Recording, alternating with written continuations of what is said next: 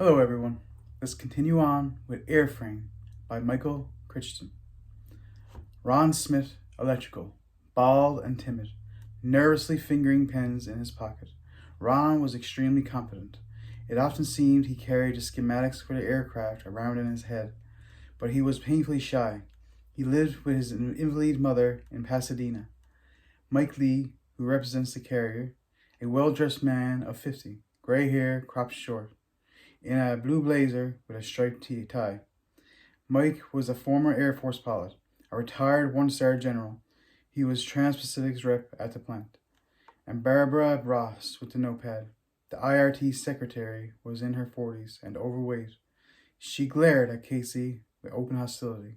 Casey ignored her. Martyr waved the kid to a seat, and Casey sat down beside him. First item, Martyr said. Casey is now liaising QA to the IRT. Considering the way she handled the RTO at DFW, she'll be our press spokesman from now on. Any questions? Richmond looked bewildered, shaking his head. Martyr turned to him and explained. Singleton did a good job with the press on a rejected takeoff at Dallas-Fort Worth last month. So she'll handle any press inquiries we get, okay? We all on the same page? Let's get started, Barbara. The secretary handed around stapled packets of paper. Trans-Pacific Flight 545, Martyr said, and N22, views number 271. Flight originated at Kai-Tak, Hong Kong at 2200 hours yesterday. Uneventful takeoff. Uneventful flight until approximately 0500 hours this morning, when the aircraft encountered what the pilot described as severe turbulence. There were groans throughout the room. Turbulence. The engineers shook their heads. Severe turbulence, producing extreme pitch excursions in flight. Ah, Christ, Burns said. The aircraft, Martyr continued, made an emergency landing at LAX, and medical units were on hand. Our preliminary report indicates 56 injured and 3 dead. Oh, that's very bad, Dr. Doherty said in a sad monotone, blinking behind his thick glasses. I suppose this means we got the NTSB on our backs, he said. Casey leaned over to Richmond and whispered, National Transportation Safety Board usually gets involved when there are fatalities. Not in this case, Martyr said. This is a foreign carrier, and the incident occurred in international airspace. NTSB has its hands full with the Columbia crash. We think they're going to pass on this one. Turbulence, Kenny Burns said, snorting. Is there any confirmation? No, Martyr said. The plane was at 37,000 feet when the incident took place. No other aircraft at the altitude and position reported weather problems. Satellite weather maps, Casey said. Coming.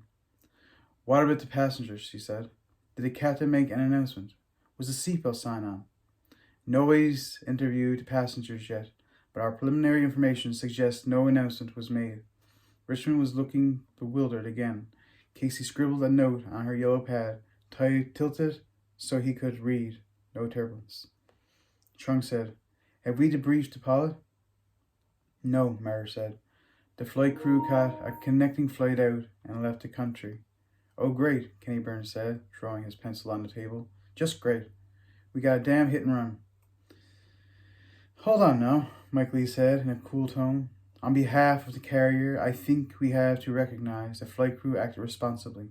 They have no liability here, but they face possible litigation from the civil aviation authorities in Hong Kong, and they went home to deal with it. Casey wrote, Flight crew unavailable. Do we know who the captain was? Ron Smith asked timidly. We do, Mike Lee said. He consulted a letter notebook. His name is John Chang, 45 years old, resident of Hong Kong. 6,000 hours experience. He's a Trans-Pacific senior pilot for the N22, very skilled. Oh yeah, Burns said, leaning forward across the table. And when was he last recertified? 3 months ago. Where? Right here, Mike Lee said, on Norton Flight Simulators by Norton instructors. Burns sat back, snorting unhappily. Do we know how he was rated? Casey asked. Outstanding, Lee said. You can check your records. Casey wrote, Not human error? Martyr said to Lee, Do you think we can get an interview with him, Mike? Will he talk to our service rep at Kitech?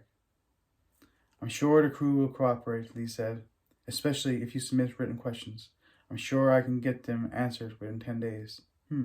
Matter said, distressed. That long? Unless we get a pilot interview, Van Trung said, we may have a problem. The incident occurred 1 hour prior to landing.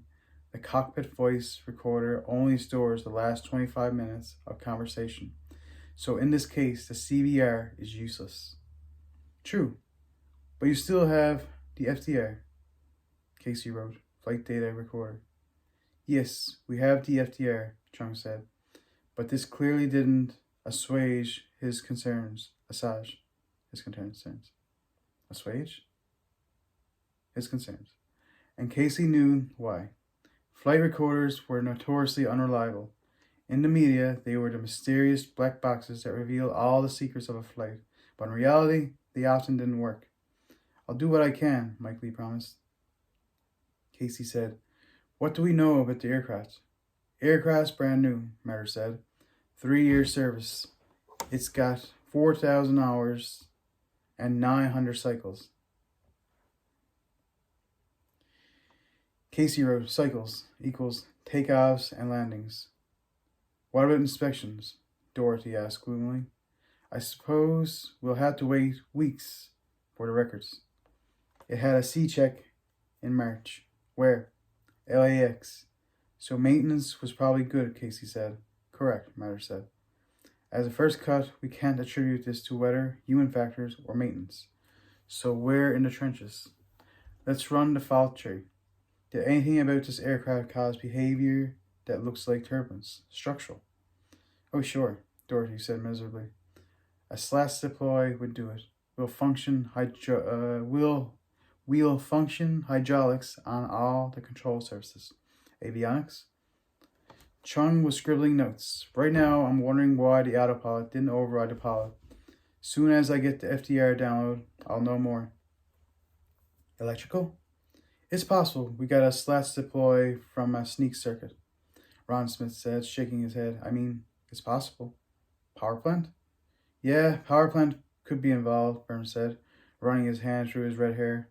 The thrust reversers could have deployed in flight. That'd make the plane nose over and roll. But if the reversers deploy, there'll be residual damage. We'll check the sleeves. Casey looked down at her pad. She had written, structural, slats deploy. Hydraulics, slats deploy. Avionics, autopilot. Electrical, sneak circuit.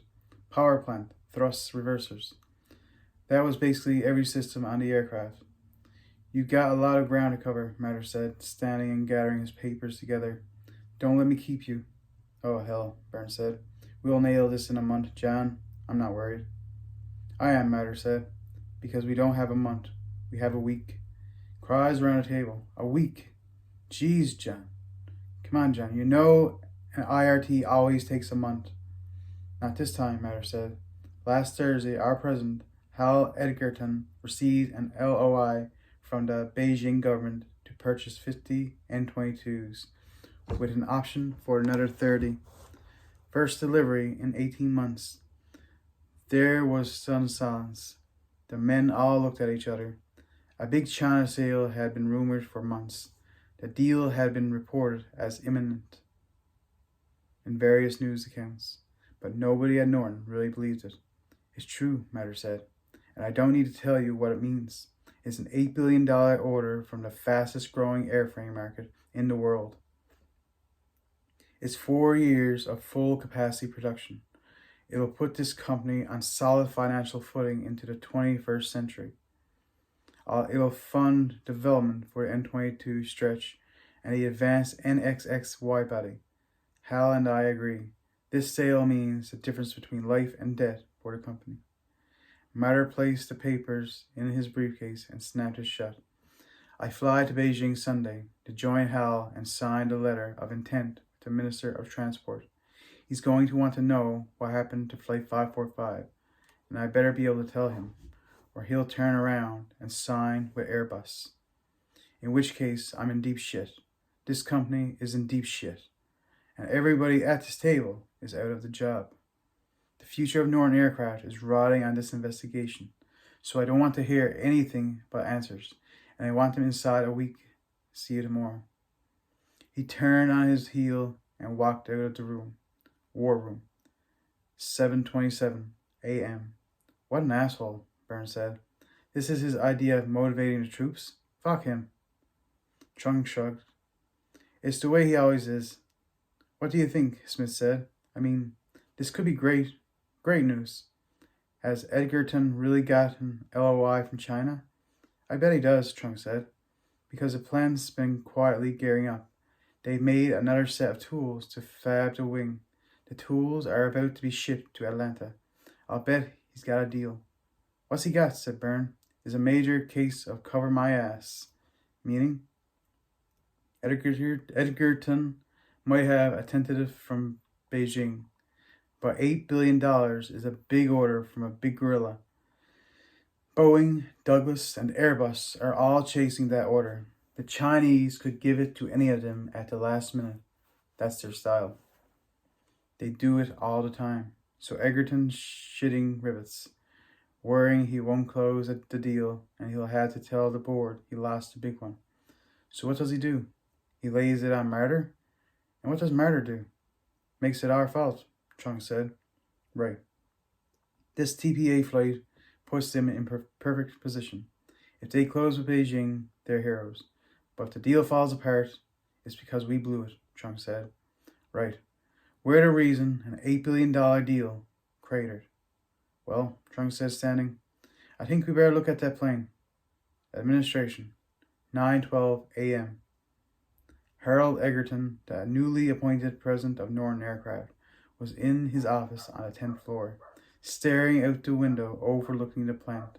When John Martyr walked in, Egerton was a big man, an ex-fullback with ready smile and cold, watchful eyes. He had previously worked at Boeing and had been brought in 3 months earlier to improve Norton's marketing. Egerton turned and frowned at Martyr. This is a hell of a mess, he said. How many died? 3, Martyr said.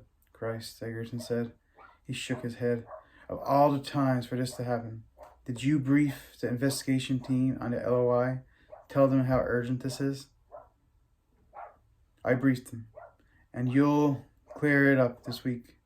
I'm chairing the group myself. I'll get it done, Martyr said. What about press? Egerton was still worried. I don't want media relations handling this one. Benson's a drunk, the reporters all hate him, and the engineers can't do it. They don't speak English, for Christ's sake. I got it handled, Hal. You do? I don't want you talking to the fucking press. You're grounded. I understand, Martyr said. I've arranged for Singleton to do the press. Singleton? That QA woman? Egerton said. I looked at the tape you gave me, where she talked to the reporters about the Dallas thing. She's pretty enough, but she comes off as a straight arrow. Well, that's what we want, isn't it? Martyr said. We want honest, all-American, no nonsense, and she's good on her feet, Hal. She better be, Egerton said. If the shit hits the fan, she has to perform. She will, Martyr said. I don't want anything to undermine this China deal. Nobody does, Hal.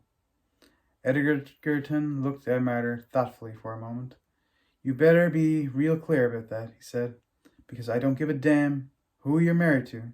If this deal doesn't close, a lot of people are going to get taken out. Not just me. A lot of other heads will roll. I understand, Martyr said. You picked a woman. She's your call. The board knows it. If anything goes wrong with her, or the IRT, you're out on your ass. Nothing will go wrong, Martyr said. It's under control. It damn well better be, Egerton said, and turned away again to look out the window. Martyr left the room. LAX Maintenance, Hangar 21, 9:48 a.m. The blue minivan crossed the runway and raced toward the line of maintenance hangars at Los Angeles Airport. From the rear of the nearest hangar, the yellow tail of the Trans-Pacific widebody protruded, its emblem shining in the sun. The engineers began to talk excitedly as soon as they saw the plane. The minivan rolled into the hangar and came to a stop beneath the wing. The engineers piled out. The RAMS teams was already at work. A half-dozen mechanics up on the wing, wearing harnesses, scrabbling on their hands and knees.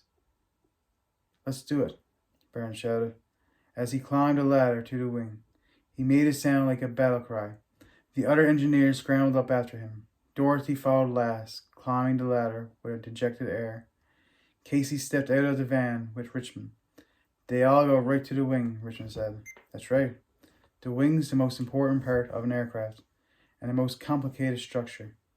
They'll look at it first, then do a visual inspect on the rest of the exterior. This way." "Where are we going?" "Inside."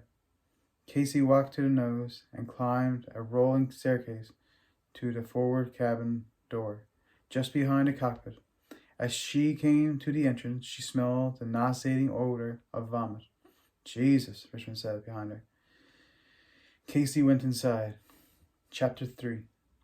She knew the forward cabin would have the least damage, but even here some of the seat backs were broken.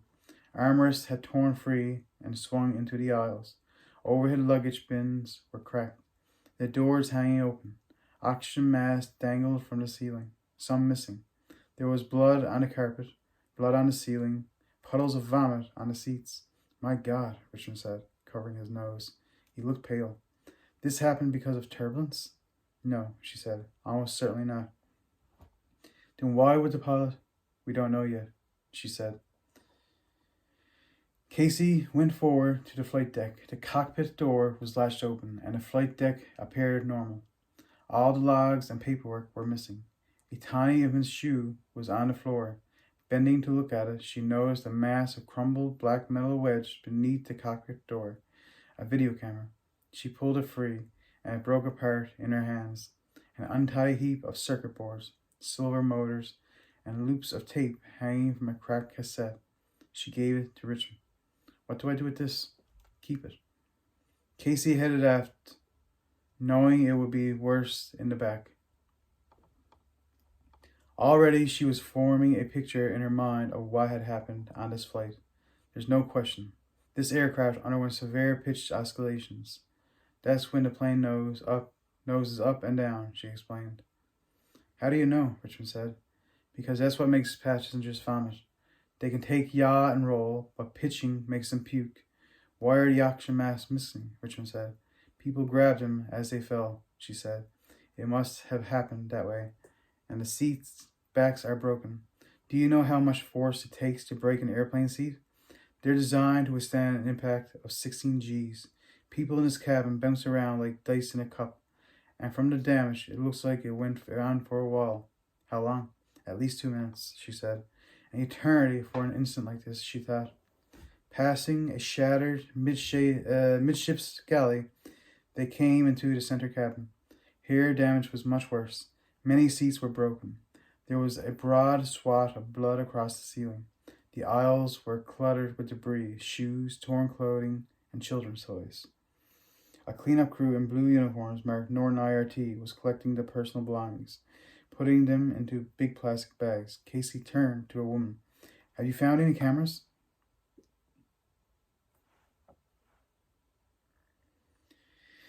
"5 or 6 so far," the woman said. "A couple of video cameras. There are all sorts of stuff on here." She reached under her seat, came out with a brown rubber diaphragm, like I said. Stepping carefully over the litter in the aisles, Casey moved farther aft. She passed another divider and entered the aft cabin, near the tail. Richmond sucked in his breath. It looked as if a giant hand had smashed the interior. Seats were crushed flat. Overhead bins hung down, almost touching the floor. Ceiling panels had split apart, exposing wiring and silver insulation. There was blood everywhere. Some of the seats were soaked deep maroon. The aft labs were ripped apart, miners shattered, stainless steel drawers hanging open, twisted. Casey's attention was drawn to the left of the cabin, where 6 paramedics were struggling to hold a heavy shape, wrapped in white nylon mesh, that hung near a ceiling bin. The paramedics adjusted their position. The nylon webbing shifted, and suddenly a man's head flopped out of the mesh, the face gray, mouth open, eyes sightless, wisps of hair dangling. "Oh God," Richard said. He turned and fled. Casey went over to the paramedics. The corpse was a middle-aged Chinese man. "What's the problem here?" she said. "Sorry, ma'am," one of the medics said, "but we can't get him out. We found him wedged here, and he's stuck pretty good. His left leg." One of the paramedics shined a light upward. The left leg was jammed through the overhead bin into the silver insulation above the window panel. She tried to remember what cabling ran there, whether it was flight critical. "Just be careful getting him out," she said. From the galley, she heard a cleanup woman say, "Strangest damn thing I ever saw." Another woman said, "How'd it get here?" "Damned if I know, honey." Casey went over to see what they were talking about. The cleaning woman was holding a blue pilot's cap. It had a bloody footprint on the top. Casey reached for it. "Where'd you find this?" "Right here," the cleaning woman said. "Outside the aft galley. Long way from the cockpit, isn't it?" "Yes." Casey turned the cap in her hands. Silver wings on the front, the yellow Trans-Pacific medallion in the center. It was a pilot's cap with a stripe for a captain, so it probably belonged to one of the backup crew. If this plane carried a backup crew, she didn't know that yet. "Oh dear me, this is awful, just awful." She heard the distinctive monotone and looked up to see Doug Dorothy, the structural engineer, striding into the aft cabin. "What did they do to my beautiful plane?" he moaned, and he saw Casey. "You know what this is, don't you? It's not turbulence. They were porpoising." "Maybe," Casey said. Porpoising was a term for a series of dives and climbs, like a porpoise leaping in water. "Oh yes," Dorothy said gloomily. "That's what happened. They lost control. Terrible, just terrible." One of the paramedics said, "Mr. Dorothy?" Dorothy looked over. "Oh, don't tell me," he said. "This is where the guy got wedged?" "Yes, sir." "Wouldn't you know?" he said, gloomily, moving closer. "It had to be the aft bulkhead, right where every flight critical system comes together to... Okay, let me see. What is it?" "His foot." "Yes, sir." They shone the light for him. Dorothy pushed up against the body, which swayed in the harness. "Can you hold him?" "Okay. Anybody got a knife or something?" "You probably don't, but..." One of the paramedics gave him a pair of scissors, and Dorothy began to cut. Bits of silver insulation floated to the ground. Dorothy cut again and again, his hand moving quickly. Finally, he stopped. "Okay, he missed the A59 cable run. He missed the A47 cable run. He's left of the hydraulic lines, left of the avionics pack." "Okay, I can't see he hurt the plane in any way." The paramedics, holding the dead body, stared at Dorothy. One of them said, "Can we cut him out, sir?" Dorothy was still looking intently. "What?" "Oh yeah, sure. Cut him out." He stepped back, and the paramedics applied the big metal jaws to the upper portion of the plane. They wedged the jaws between the overhead luggage bins and the ceiling, then opened them. There was a loud cracking sound as the plastic broke. Dorothy turned away. "I can't watch," he said. "I can't watch them tear up my beautiful aircraft." He headed back to the nose. The paramedics stared as he left. Richmond came back. Looking slightly embarrassed, he pointed out the window. "What are those guys doing on the wing?" Casey bent down, looking through the windows at the engineers on the wing. "They're inspecting the slats," she said. "Leading edge control surfaces." "And what do slats do?" "You'll have to start him from the beginning." Casey said, "You know anything about aerodynamics?" "No." "Well, an aircraft flies because of the shape of the wing. The wing looked simple," she explained, "but it was actually the most complicated physical component on the aircraft, and it took the longest to build. By comparison, the